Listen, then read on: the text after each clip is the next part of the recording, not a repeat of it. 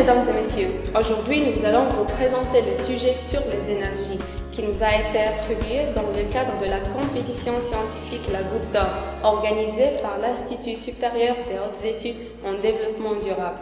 Avant d'aborder le sujet, permettez-moi de vous présenter le groupe d'élèves qui a réalisé ce travail. Parmi eux, je suis Inès, Aya, Fatin Zahra et Anas. Nous sommes originaires de la ville d'Agadir et nous représentons le groupe scolaire Al-Qalam. Bien sûr, sans oublier, ce travail a été réalisé sous l'encadrement de notre professeure, Madame Idardour. Bon, le plan de notre présentation est le suivant. Nous allons commencer par une définition de l'énergie, puis nous allons exposer ses différentes formes, après sa classification, sa disponibilité et son impact sur l'environnement. Finalement, nous allons vous montrer un reportage à propos d'un exemple d'une énergie propre. Avant d'entrer dans le vif du sujet, je voudrais définir le mot énergie. En fait, l'énergie provient du grec et signifie une force en action. Il joue un rôle fondamental dans toutes les transformations physiques. Son unité officielle, c'est le joule, mais il existe d'autres unités, par exemple un tonne équivalent pour le pétrole. Et pour l'électricité, on utilise le kilowatt. En ce qui concerne ces différentes formes, on peut trouver une énergie thermique, une énergie mécanique, une énergie chimique et une énergie électrique. À propos de la classification des énergies, je cite les 4 catégories classiques. Énergie primaire, énergie n'ayant subi aucune conversion. Exemple, pétrole brut, gaz naturel. Énergie secondaire, énergie provenant de la conversion d'une énergie primaire. Énergie finale, énergie délivrée au consommateur. Exemple, électricité, essence et gaz. Énergie utile, c'est l'énergie dont dispose le consommateur en usage final à partir de ses propres équipements. On peut également classer les énergies suivant leur durabilité dans le temps. Les énergies renouvelables, qui sont des sources d'énergie dont le renouvellement naturel est assez rapide. Ainsi, ils sont considérés inépuisables à l'échelle humaine. Citons quelques exemples. Énergie solaire, éolienne ou électrique. Pour les énergies non renouvelables, ce sont des énergies qui se renouvellent moins vite qu'on les consomme et de manière négligeable à l'échelle humaine. Citons par exemple les énergies fossiles ou nucléaires.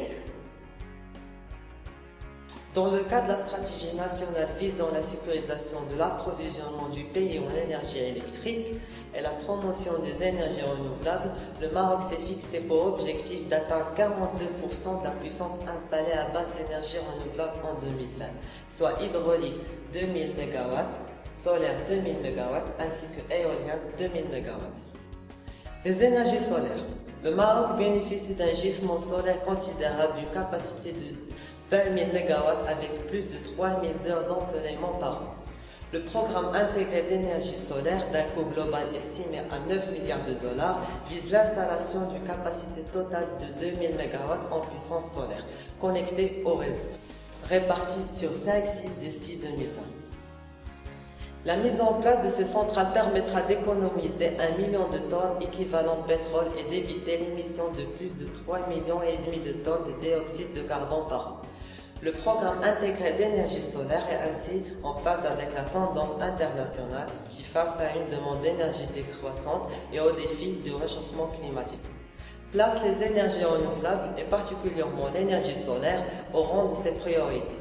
Le Maroc entend devenir ainsi un acteur de référence dans le solaire. Les premières phases du programme intégré d'énergie solaire et le développement d'un complexe d'énergie solaire de 500 MW à côté de Ouarzazate soient disponibles au début de l'année 2015. Les énergies peuvent avoir un impact sur l'environnement. Prenons comme exemple les combustibles fossiles, qui dégagent du dioxyde de carbone qui est très mauvais pour la planète Terre. Sans oublier l'énergie nucléaire ayant comme principal inconvénient la production du déchet radioactif. Les énergies hydrauliques, éoliennes et solaires sont des énergies propres qui respectent l'environnement.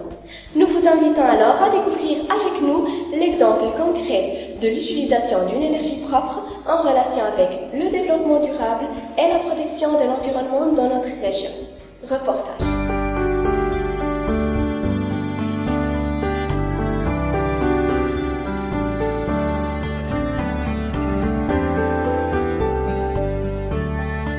C'est 8 heures du matin, nous irons maintenant voir sur place l'utilisation d'une forme d'énergie disponible, propre et qui contribue au développement durable dans la région.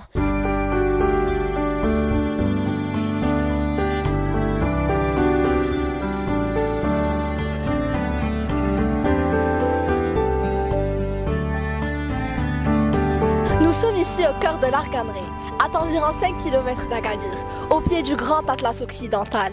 La vue est merveilleuse, ça nous émeut.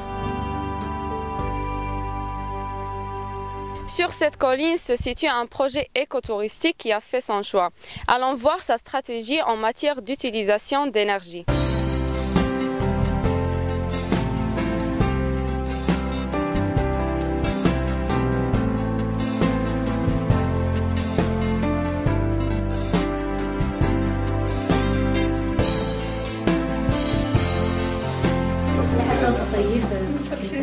عليكم كذا بخير.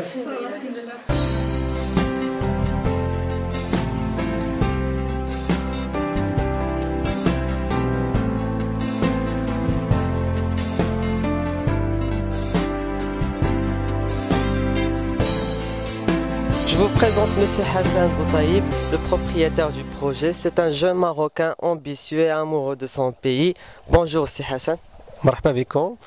Bienvenue à Atlas Kasbah, qui est un écologe qui est situé dans la partie Haut Atlas occidental, pas loin d'Agadir. On est seulement à 5 km d'Agadir, dans la réserve de biosphère de l'Arganerie. C'est une structure touristique et plus précisément hôtelière, basée sur les principes de développement durable et responsable, et qui est un projet pionnier dans la région sud marocaine. مرحبا بكم.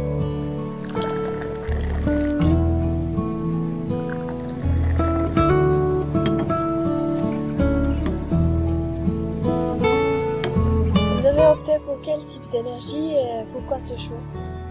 Nous avons opté tout d'abord pour une énergie propre, à savoir l'énergie solaire, parce que tout simplement c'est une énergie qui n'a pas d'impact sur l'environnement et qui ne pollue pas la nature. Et parce que aussi ça entre vraiment dans l'esprit de notre structure, qui est une structure de tourisme durable et responsable. Quelles sont les différentes formes d'utilisation de ces technologies chez vous? Enfin, ici chez nous, on utilise deux types, si vous voulez, deux types d'utilisation. Il y a tout d'abord l'énergie solaire pour chauffer l'eau pour l'utilisation, pour la Kasbah, pour nos clients, dans les cuisines par exemple. Et c'est de l'énergie qu'on utilise à 100% pour cette fin. Mais aussi, on a des panneaux photovoltaïques qui nous donnent de l'énergie pour les ampoules et autres. Et cette énergie, on est près de 50%. La première énergie pour chauffer de 100%, la deuxième à 50%. On aurait aimé, bien sûr, avoir 100%, mais il y a quand même pas mal de limites à ce niveau-là. Peut-on dire que cette source, bien qu'elle est économique et propre, elle a des limites? Oui, effectivement, elle a des limites, parce que tout simplement, on est encore, je pense au Maroc, en état plus ou moins embryonnaire, d'utilisation d'énergie solaire, surtout dans notre région, malgré que les conditions climatiques sont favorables. Bien sûr, je compare avec d'autres pays, et surtout pays étrangers. Donc, il faut dire aussi, selon moi, qu'il n'y a pas encore assez de maîtrise de cette énergie de la part de pas mal de techniciens avec qui nous traitons. Certainement, il y a beaucoup d'autres qui sont spécialistes et un grand niveau d'expertise, mais il faut dire que globalement, il y a cette limite, si vous voulez, de savoir-faire. Mais également, il y a une limite économique. Ça reste toujours cher. Et je pense qu'aujourd'hui, il est temps au Maroc que les pouvoirs publics et les services concernés fassent plus d'efforts pour aider les structures, par exemple comme les nôtres, qui veulent opter pour l'énergie propre à 100%, et aussi pour que ça soit standardisé à l'échelle nationale, pourquoi pas, d'autant plus qu'on est dans un pays où il y a toujours le soleil. Quelle est donc sa plus-value et sa rentabilité générale? Il faut dire que la rentabilité, c'est surtout à moyen terme, voire à long terme. Donc, parce qu'au début, il faut admettre que l'investissement de départ, c'est un investissement assez important surtout pour des structures comme les nôtres. Donc, lorsqu'on pense à la rentabilité, c'est à moyen, voire à long terme. Le budget de l'investissement au début, c'est important. Mais c'est toujours rentable dans le temps. C'est pour ça que je l'avais dit tout à l'heure, que ça aurait été mieux si les pouvoirs publics mettent encore plus de moyens, plus d'aide, plus soutien pour permettre à l'ensemble des acteurs locaux d'opter pour cette énergie propre et cette énergie qui coûte pas, si vous voulez, à la nature tout d'abord, et même économiquement. Vous savez, le Maroc est un pays maintenant importateur de pétrole et que ça coûte très cher pour le budget de l'État, et nous pensons que si on offre l'énergie solaire à grande échelle, on peut avoir beaucoup d'économies à l'échelle nationale. Je sais aussi, ça vaut comme tout le monde, qu'il y a des projets très ambitieux. Je pense surtout à la station pilote qui est dans la région de Ouarzazate et d'autres projets d'éoliennes dans plusieurs régions du Maroc. Mais peut-être tout cela, ça va demander un peu de temps. Est-ce qu'il y a des actions de recherche pour améliorer l'utilisation des énergies solaires? Je pense que oui. Il y a pas mal de recherches qui se font aujourd'hui à l'échelle nationale et internationale. Et dans notre région, on a une université dynamique à ce niveau-là. Et justement, vous voyez en face, là, juste en face, l'utilisation de l'énergie solaire. Justement, c'est un projet qui est initié par une étudiante qui est doctorante à l'université d'Agadir et qui utilise qui veut savoir l'utilisation des miroirs et l'impact des poussières pour avoir un rendement ou moins de rendement au niveau de l'énergie solaire. Je pense que ce genre d'initiatives sont à soutenir et à encourager. Oui. Par exemple, ici, vous voyez, c'est un four solaire qu'on utilise pour faire des plats. Grâce au soleil, comme vous voyez, il y a un verre et puis il y a des plaques et qui reflètent la lumière du solaire. Et puis ça donne de l'énergie à l'intérieur. Et grâce à ça, on peut cuire un gâteau, on peut cuire même un tagine. Hein. Mais ça peut être aussi un distillateur d'eau, en fait. Parce qu'à la base, c'est un distillateur d'eau, en fait. Donc on peut mettre de l'eau à l'intérieur avec un système d'évaporation et de décantation. Donc il y a l'eau qui sort par ici. Donc on peut avoir parfois, lorsqu'il y a le soleil, lorsque c'est très bien exposé, jusqu'à 4 voire 5 litres d'eau.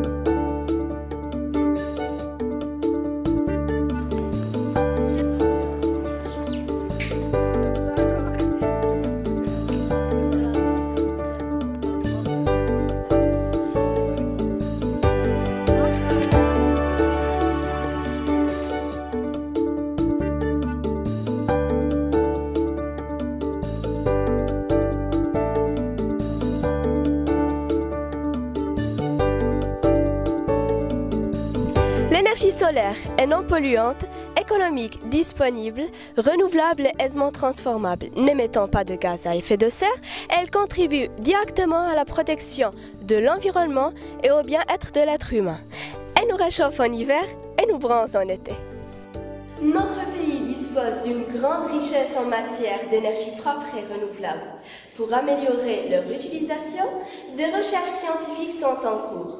Et c'est à nous, la nouvelle génération, de prendre le relais pour le bien-être de notre pays.